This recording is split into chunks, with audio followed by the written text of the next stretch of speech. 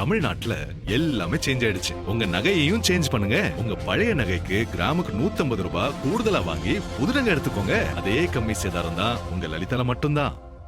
மருத்துவத்துறை அமைச்சர் அருண்ராஜ் அவர்கள் கீழ்ப்பாக்கம் அரசு மருத்துவமனை வளாகத்திலும் அதேபோன்று மருத்துவக் கல்லூரி மாணவர்களுடைய விடுதி வளாகத்திலும் தொடர்ந்து ஆய்வுகளை நடத்தியிருக்கிறார். இது தொடர்பாக அமைச்சர்கிட்ட கேட்கலாம். சார், அந்த ஆய்வு என்பது நீங்க மேற்கொண்டிருக்கிறீங்க.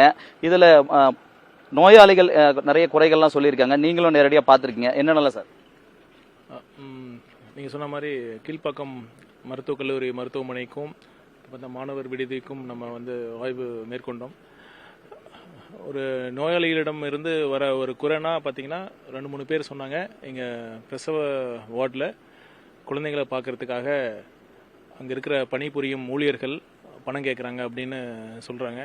இது நிறைய இங்கே மட்டும் இல்லை, பல அரசு மருத்துவமனைகளில் இந்த மாதிரி குறிப்பாக இந்த பிரசவ வார்டில் இந்த குழந்தைகளை பார்க்க அனுமதிக்கிறதுக்காக பணம் கேட்குற ஒரு குற்றச்சாட்டு தொடர்ந்து வந்துக்கிட்டு தான் இருக்குது. இப்போ நம்ம மாண்புமிகு முதலமைச்சர் பார்த்திங்கன்னா எக்மோர் மருத்துவமனைக்கு ஆய்வு பண்ணப்போ இது பற்றி ரொம்ப ஸ்ட்ரிக்டாக ஆக்ஷன் எடுக்கணும்னு அறிவுறுத்தியிருக்காரு.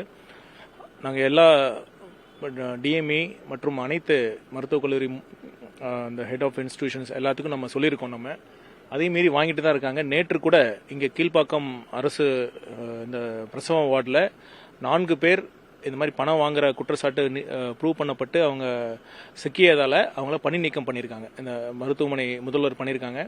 இதன் மூலமாக நான் என்ன கேட்டுக்கிறேன்னா, தயவு செய்து அரசு மருத்துவமனையில் பணிபுரியும் அனைத்து ஊழியர்களும் தயவு செய்து மாண்புமிகு முதலமைச்சர் அவர்களுடைய வழிகாட்டுதலின்படி, அவர்களின் உத்தரவுப்படி அவர் எப்படி ஒரு ஊழலற்ற ஒரு நேர்மையான ஒரு நல்லாட்சி கொடுக்கணும், மக்களுக்கான ஒரு உண்மையான சேவை மனப்பான்மையோட ஒரு நம்ம நிர்வாகம் பண்ணணும்னு சொல்கிறாரோ அதன்படி நீங்கள்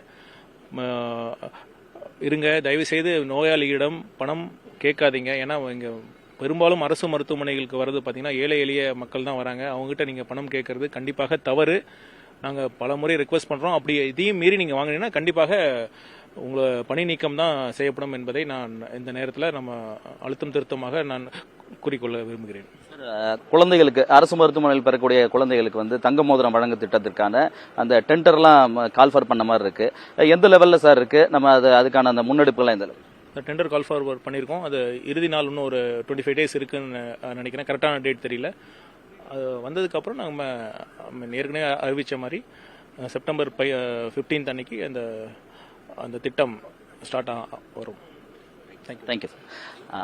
மருத்துவத்துறை அமைச்சர் அருண்ராஜ் அவர்கள் பல்வேறு விவரங்களை தெரிவித்திருக்கிறார். புதிய தலைமுறைக்காக ஒளிப்பதிவாளர் ஐயப்பனுடன் சுரேஷ்குமார். தமிழ்நாட்டுல எல்லாமே சேஞ்ச் ஆயிடுச்சு. உங்க நகையையும் சேஞ்ச் பண்ணுங்க. உங்க பழைய நகைக்கு கிராமுக்கு 150 ரூபாய் கூடுதலா வாங்கி புது நகை எடுத்துக்கோங்க. அதே கம்மி சேதாரம் தான் உங்க லலிதால மட்டும்தான்.